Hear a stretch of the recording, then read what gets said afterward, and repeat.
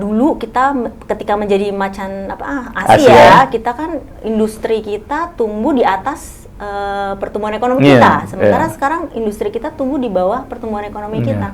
Jadi sebenarnya kita harus balik lagi nih mendorong industri kita, industrialisasi, kebijakan industrialisasi harus didorong lagi gitu. Memang harus tetap optimis sebenarnya kita ke depan, walaupun tadi kita harus mengikat pinggang ya bagaimana pengelolaan ke depan karena memang masih tidak pasti.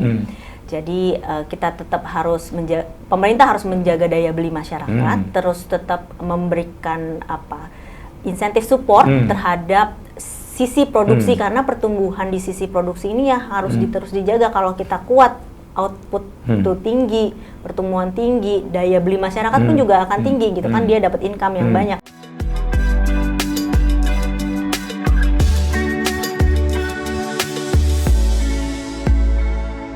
Nah, kalau tadi kembali ke pertanyaan Jokvin itu, kalau kita punya duit baiknya diapain ya?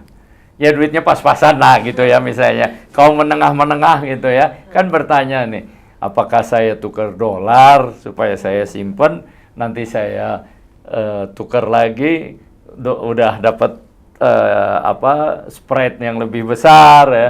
Anak sekarang bilang cuannya lebih besar. Atau saya beliin apa yang supaya nggak naik, atau malah saya investasi sekarang. Kalau saham kan pasti capital flow ke sana semua ya saham. Sebenarnya saya bukan ahli investasi. Nggak, maksudnya dalam makroekonomi ya. Bukan. Itu. Dalam konteks ekonomi makro, dalam konteks melihat dampak dari ekonomi makro kepada publik, apa yang sebaiknya mereka lakukan? Sebaiknya adalah berarti kan tadi ya kita kelas menengah besar sekarang. Kemudian tadi intinya kalau bagaimana melihat tadi porsinya konsumsi terhadap kontribusi pertumbuhan ekonomi, berarti intinya ya dengan income yang kita punya ya kita juga bisa berkontribusi dari sebenarnya konsumsi ya spending gitu, tapi memang perlu berjaga-jaga juga karena memang ke depan kan kondisi ekonomi masih high risk. Uncertainty-nya juga masih tinggi gitu ya. Oke. Apakah dalam bahasa yang lebih simpel dapat dikatakan sebaiknya kita ikat pinggang gitu loh? Iya, ikat pinggang dalam artian jangan terlalu foya-foya karena kan memang ke depan masih ketidakpastian tinggi ini. Dan kita lihat beberapa ada yang udah mulai layoff, industri udah mulai layoff gitu. Terus kemudian startup juga mungkin kita nggak tahu nih udah mulai. Udah mulai banyak yang PHK juga tuh. Nah, itu juga ikat pinggang dalam hal ini supaya ke depan kalau misalnya terjadi apa-apa kita juga masih tetap self-substance untuk basic needs gitu kan. Itu salah satu yang karena kan tuh juga kita harus konsum kan basic needs-nya itu. Gitu. Nggak mungkin nggak konsumsi kan. Artinya yang pokok-pokok aja, yang perlu-perlu aja ya. Kemewahan itu kita kurangin ya. Gimana kita nggak pernah hidup mewah gitu loh, udah dikurangin kan problem juga gitu. Nah, ada lagi ya Mbak Aisyah ya. Kita kan negara berkembang ya, ekonomi kita belum dikategorikan sebagai negara maju. Pendapatan per kapita kita masih berapa sekarang? 4 ribuan ya. 4 ribuan, kurang lebih ya. GNI per kapita 4 ribuan. Nah, untuk masuk negara maju berapa? Sekarang 12 ribu. 12. Nah, apakah, karena kan kita nih negara nggak bisa dikategorikan dari dulu, nggak maju-maju ya. Dulu sama-sama Korea ya, macan tiger Asia ya. Mereka benar-benar jadi tiger, kita jadi kambing terus nih sekarang. Nah, gimana kita mengubah ini nih? Apakah realistis misalnya dalam pemerintahan yang akan datang dalam 2 tahun menggeber pertumbuhan ekonomi menjadi 10%, 12%, sesuatu yang masuk akal nggak? Kemarin kalau nggak salah targetnya 8% ya. Banyak yang bilang itu agak nggak realistis, maksudnya susah dicapai gitu dengan kondisi yang sekarang. Karena kan kita masih tumbuh di 5%. Sementara dulu kita ketika menjadi macan Asia, kita kan industri kita tumbuh di atas pertumbuhan ekonomi kita. Sementara sekarang industri kita tumbuh di bawah pertumbuhan ekonomi kita.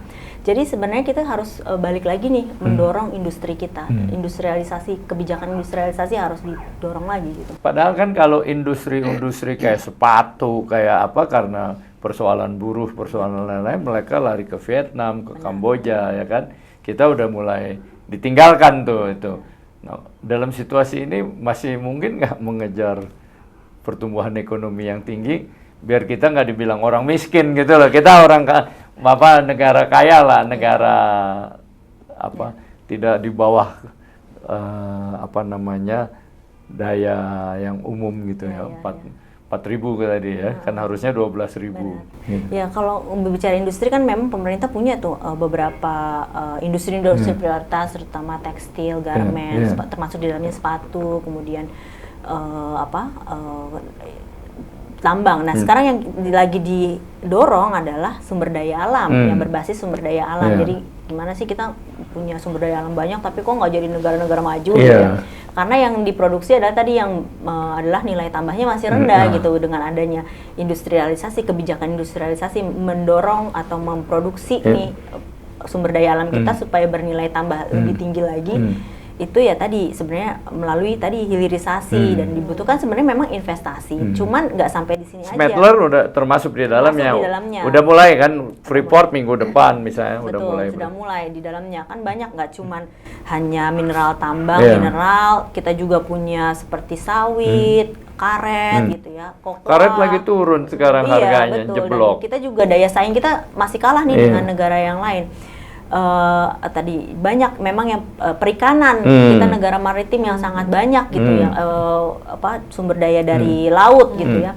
Ini yang perlu sangat ditingkatkan gitu, karena memang tapi nggak cuma di situ aja, kita butuh kalau pertumbuhan, kalau produksi kan butuh yang namanya capital, butuh labor. Nah, dua ini sebenarnya capital ini kan juga tidak murah ya, membutuh teknologi yang tinggi. Negara-negara Cina, Korea, Jepang itu bisa capital accumulation atau dapat dari teknologi, dari research development. Nah, ini yang kita harus dorong di situ. Bagaimana teknologi yang baik bisa mendorong industri. Kedua yang tadi terkait dengan labor ini berarti kan skill labor. Jadi benar-benar yang terampil, bisa sumber daya manusia yang terampil, yang bisa menggunakan capitalnya tadi, mesin-mesinnya itu kan butuh orang yang menggerakkan di belakangnya, yang punya kemampuan khusus di dalam industri tersebut. Nah, ini yang tadi yang dua PR yang kita masih belum bisa belum bisa dorong bagaimana. Iya, ada penelitian labor kita dianggap memiliki efektivitas yang rendah gitu, dengan tempat yang kerja yang sama, posisi yang sama, labor di luar tuh mungkin harganya memang tinggi, tapi cara bekerjanya lebih independen, lebih bagus, lebih nggak banyak tujuan gitu, sehingga mereka dianggap relatif lebih efisien dibanding di Indonesia. Ini gimana nih? Dan ini berpengaruh juga kepada makroekonomi. Betul. Jadi memang tadi ya berkata labor, daya saing terutama labor ini masih cukup rendah dibandingkan negara-negara lain, bahkan Vietnam yang sebenarnya masih dulu kan kita jauh di atas Vietnam.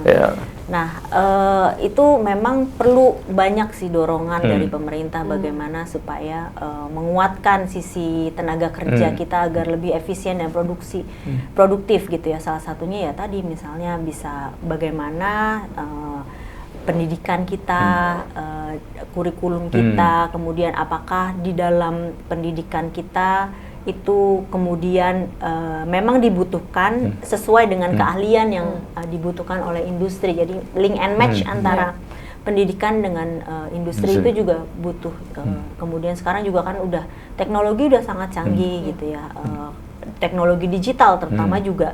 Nah, ini bagaimana nih supaya mereka tuh bisa adapt dengan teknologi tersebut. Itu juga pasti butuh keterampilan, training dan lain-lain, reskilling, upskilling dan lain-lain itu dibutuhkan. Jokowi kan bilang misalnya birokrasi nih, ya kan, untuk di balap motor di Mandalika aja itu 17 izin apa 37 izin gitu ya. Nah, sekarang sedang diperbaiki. Red birokrasi semacam ini memberikan dampak juga nggak terhadap pertumbuhan ekonomi dan stabilitas. Ya jelas Pak, karena kan memang tadi birokrasi yang sangat berlibat, kemudian atau administrasi yang banyak, itu kan memberikan biaya lagi, cost lagi kepada sektor usaha. Biaya nggak cuma dalam bentuk uang ya, tapi juga dalam bentuk waktu, kan tidak cepat, nggak bisa eksekusi pada saat itu juga gitu. Lamanya membutuhkan waktu lama. Nah ini yang membuat cost of doing business semakin meningkat gitu. Dan kita kayak daya saing kita, kompetisi kita di situ masih cukup jauh rankingnya. Dari 190 kita berapa? 114, 115. Corruption index kita juga masih jauh sekali gitu. Dan ini yang PR-nya masih terus jalan, kayaknya dari dulu masih, walaupun mungkin dari sisi daya saing infrastruktur kita sudah bagus gitu ya. Udah punya banyak. MRT ya, orang lain banyak yang belum, Australia aja nggak ada. Jalan-jalan di antar pulau, antar daerah udah bagus gitu, itu udah meningkat. Cuman dari sisi ini masih ada PR-nya gitu, masih ke depan masih terus harus ditingkatkan. Gitu. Tapi tadi belum terjawab tuh pertanyaan pertama, kenapa terjadi rupiah kan melorot itu kan? Ada the Fed, ada fenomenal ekonomi. Ya kan? Nah kira-kira sampai berapa lama nih akan terjadi dengan berbagai faktor yang ada? Sampai berapa? Kalau melihat tadi ya, melihat timeline-nya The Fed kan sebenarnya dia baru akan menurunkan kan di akhir tahun nih.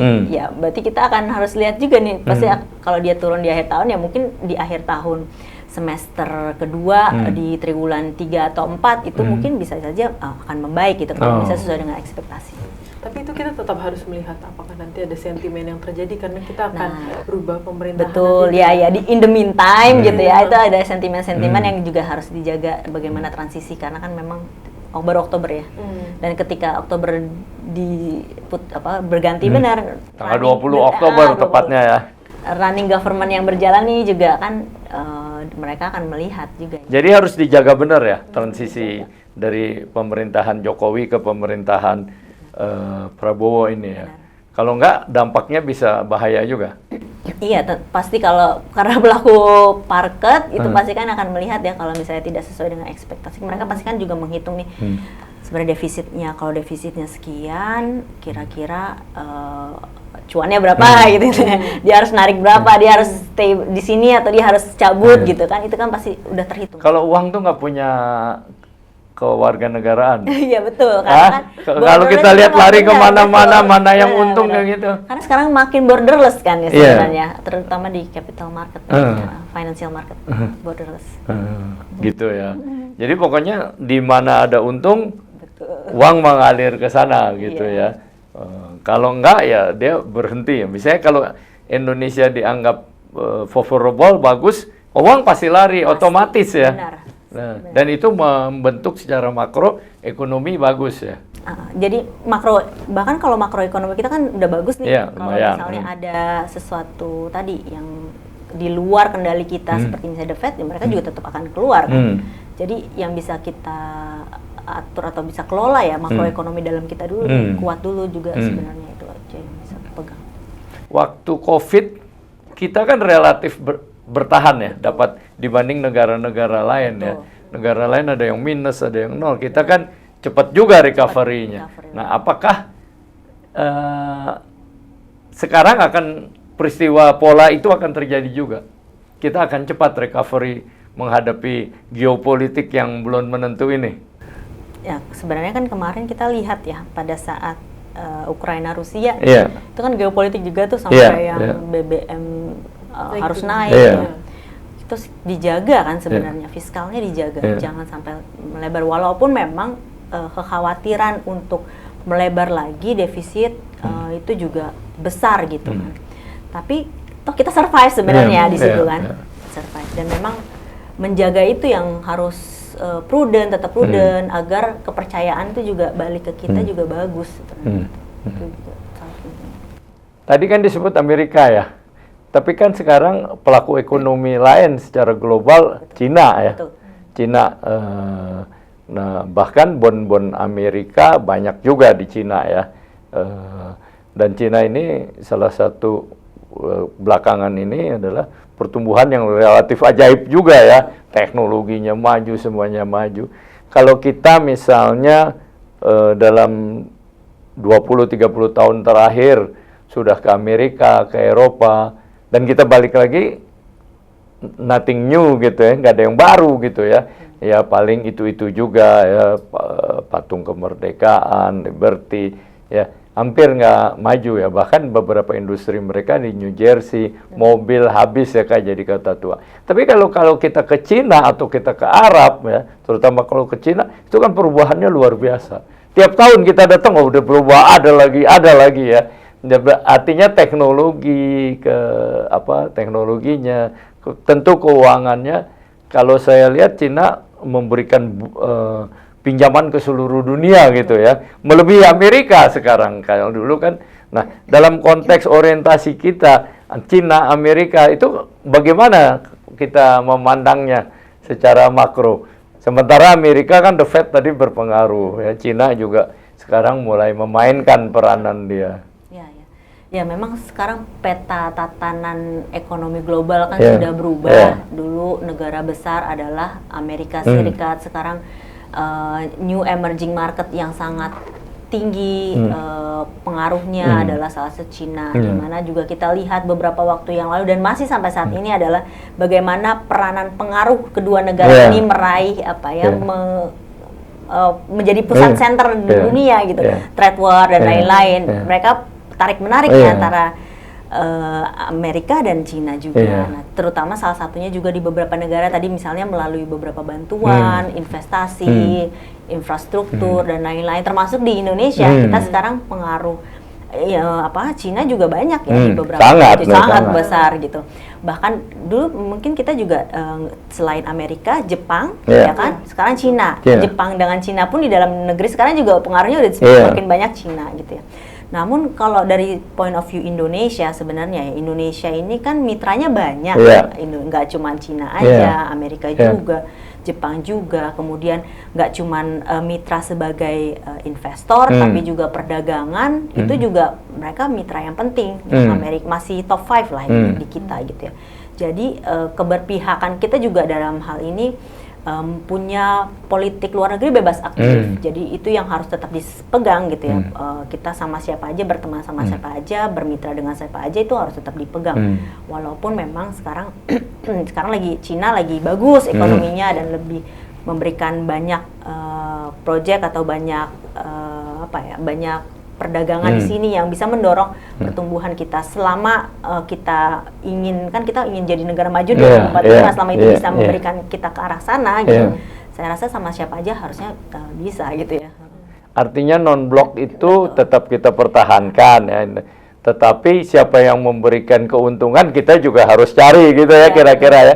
Baik Amerika maupun Cina ya. Kan Cina juga di Afghanistan kalau Amerika diperangin kan. Betul. Ini sampai ribu. Kalau Cina datang dengan ayo kita dagang aja yuk, dan mereka itu mula-mula itu mau gitu ya berdagang ya.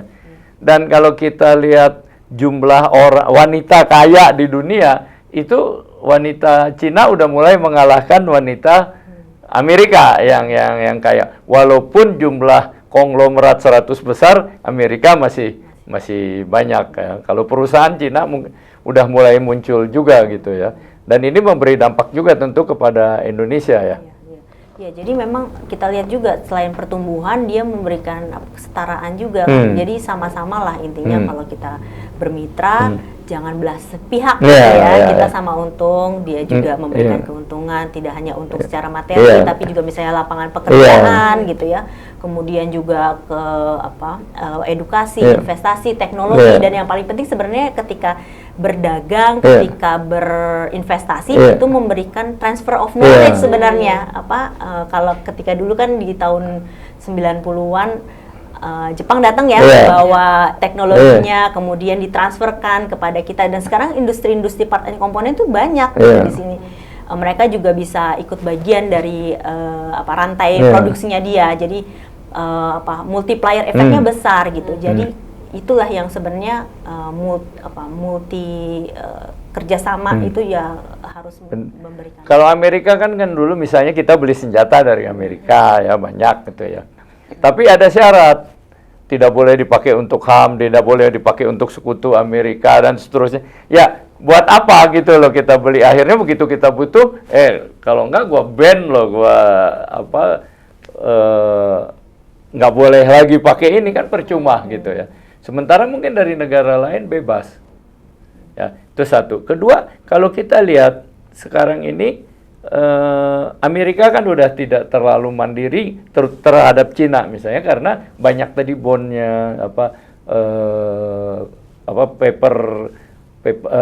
kertas berharganya, surat-surat berharga yang di Amerika banyak dipegang oleh Cina nih. Kalau dia jatuh tempo kan bisa Wall Street bisa runtuh gitu.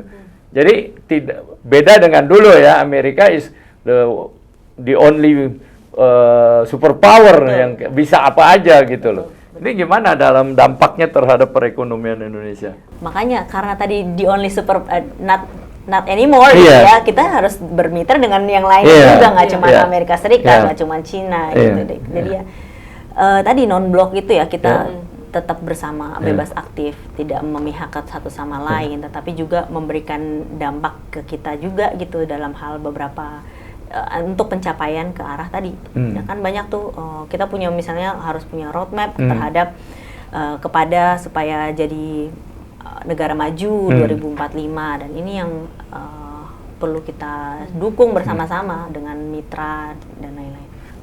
Kan nggak ada negara yang mungkin mau 100% gratis segala. Nah, kita baik dengan Cina, tapi kan barang penyelundupan Cina banyak banget ini ya.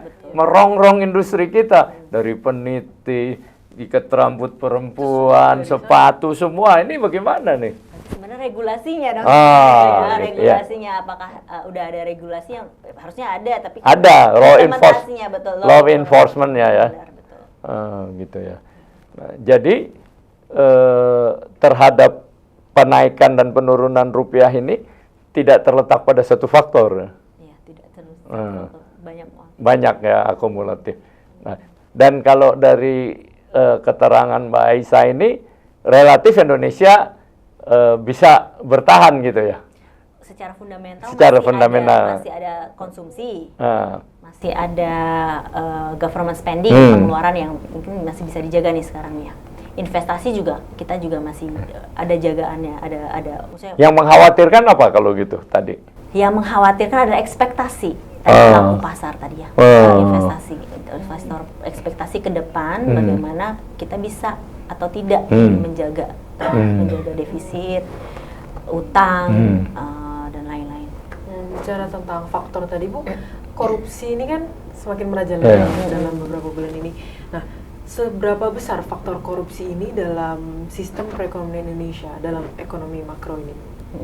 Ya, memang korupsi kan salah satu faktor nih yang bisa tadi memberikan daya saing kita atau dalam hal ini cost of doing business tuh jadi semakin tinggi. Salah satunya kalau korupsi kan berarti ya kita sektor bisnis harus memberikan ini ya biaya yang lebih tinggi kan di luar itu, di luar on the table gitu kan. Dan kemudian yang lain-lain misalnya bagaimana pengendalian korupsi ini kalau nggak dilihat dari beberapa meteran atau indikator berbelakangan ini juga makin menurun. Indeks korupsi, perception index itu makin menurun juga. Beberapa 3 tahun belakangan ini dari 2001 sampai sekarang itu 2022 menurun gitu ya.